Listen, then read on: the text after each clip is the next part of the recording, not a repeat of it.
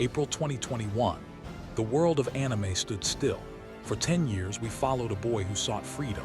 We watched him turn into a monster to achieve it, and then, the ending happened. The backlash was nuclear. Character assassination. A wasted decade. Eren was a fraud. The internet became a battlefield of disappointment. But what if I told you that the anger you felt wasn't a mistake? What if Hajime Isayama didn't fail to give you a satisfying ending, but intentionally gave you a realistic one? Today, we decode why the ending of Attack on Titan is actually a masterpiece of narrative cruelty. We're looking at the deterministic trap, the failure of the hero, and why the extra pages were the ultimate checkmate to the fanbase. The biggest point of anger for most fans was the paths conversation between Eren and Armin. We wanted the Chad Eren, the stoic, cold-blooded revolutionary who moved forward until his enemies were destroyed. Instead, we got a 19-year-old crying on the ground, pathetic and desperate, because he didn't want the girl he loved to move on. This is where most people checked out.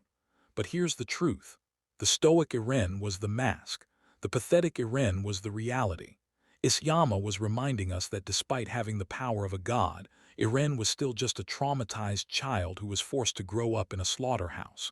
By making him vulnerable, Isayama robbed the audience of their power fantasy. He forced us to realize that war isn't cool and the people who start them aren't icons, they're broken children. Then comes the most controversial reveal of all, the Dina Fritz twist. The reveal that Eren influenced the past to ensure his own mother was killed. People hated this. They felt it cheapened his motivation. But look closer at the mechanics of the Attack Titan.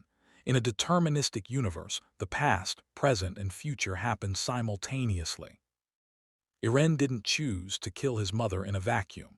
He was the slave to a timeline that had already been written. The ultimate irony of Attack on Titan is that the man who fought hardest for freedom was the only person in the world who had absolutely none. He was a passenger in his own tragedy. If you thought the rumbling was supposed to save parodies forever, the extra pages of the manga were a slap in the face. We see the world move on. We see parodies being carpet-bombed into oblivion centuries later. We see a new tree growing over a new grave. This is the genius of the ending. It proves that Eren's genocide changed nothing. Human nature, the forest as Mr. Browse called it, never changes. If Isayama had ended with a peaceful, thriving parodies, he would have been lying to you.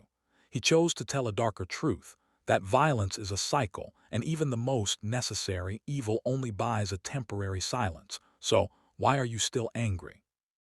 You're angry because the ending didn't give you catharsis. It didn't make you feel powerful. It gave you the same hollow, bitter feeling that the survivors of the rumbling felt. It didn't make sense of the world. It showed how senseless the world actually is. Attack on Titan didn't betray its fans. It stayed true to its most painful theme, that freedom is a dream and the forest has no exit. Maybe that's not the ending we wanted, but it's the ending we deserve.